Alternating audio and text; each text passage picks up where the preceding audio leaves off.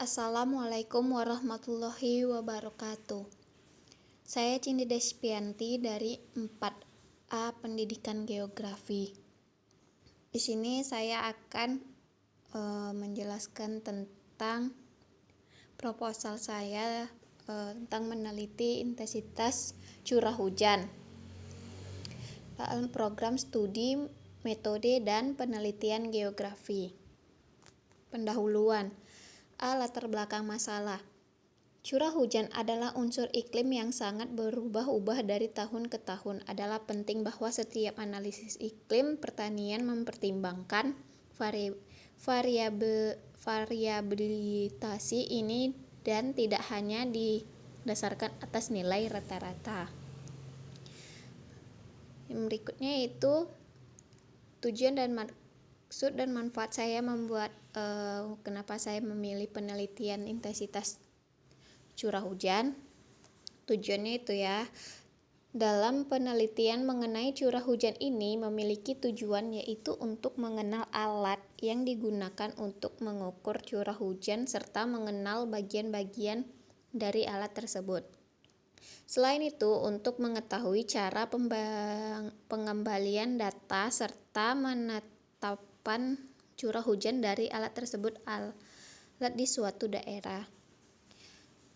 Maksudnya itu alasan kenapa saya memilih penelitian tentang curah hujan yaitu agar kita tahu dan berlatih bagaimana cara kita menggunakan alat untuk mengukur curah hujan dan melihat bagaimana curah hujan yang ada di daerah tersebut.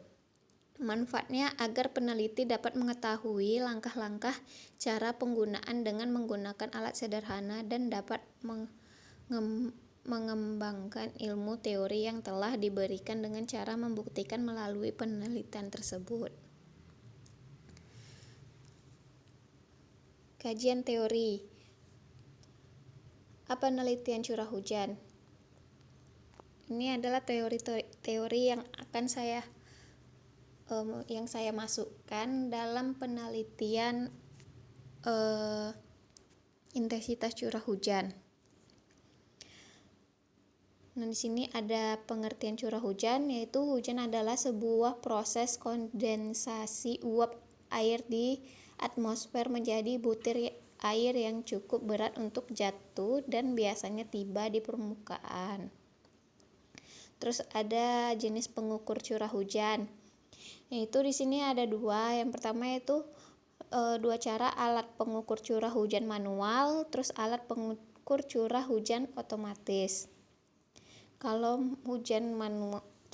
pengukuran curah hujan manual menggunakan prinsip pembagian antara volume air hujan yang ditampung lalu dibagi luas penampang atau mulut penakar.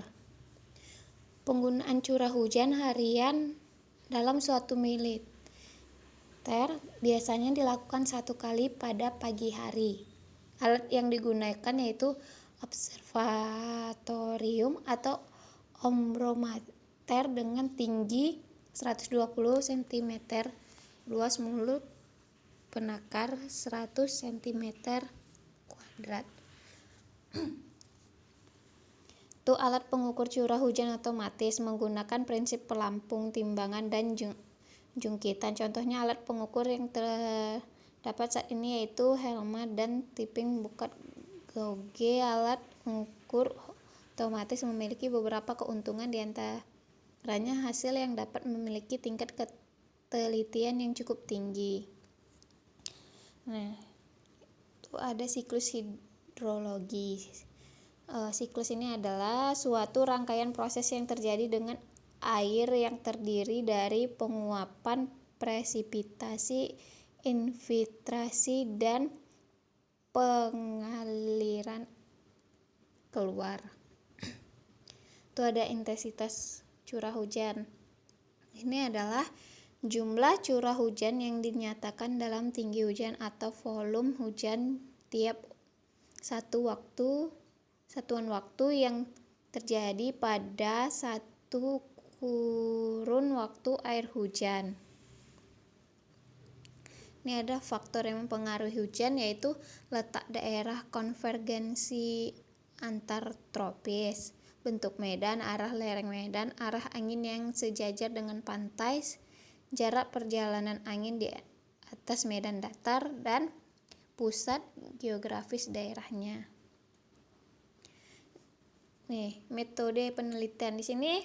Metode penelitian saya menggunakan teknik penelitian deskriptif. Penelitian deskriptif adalah penelitian yang mengarah pada menggunakan suatu masalah sebagai adanya dan mengungkapkan fakta-fakta yang ada walaupun terkadang diberikan interpretasi atau analisis.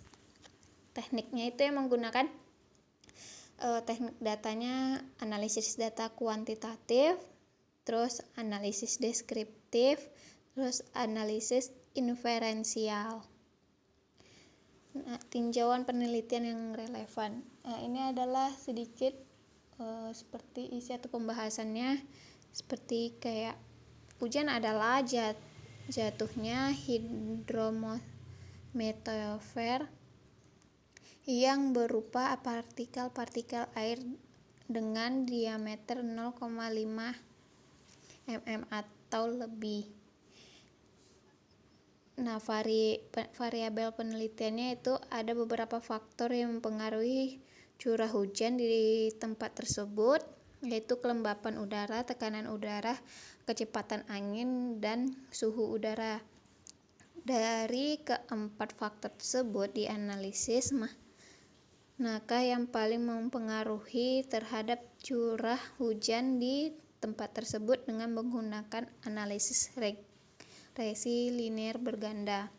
Dalam penelitian ini terdapat dua variabel, yaitu variabel bebas yang bisa disebut dengan X dengan variabel terikat yang bisa disebut dengan Y, berpengaruh positif atau negatif.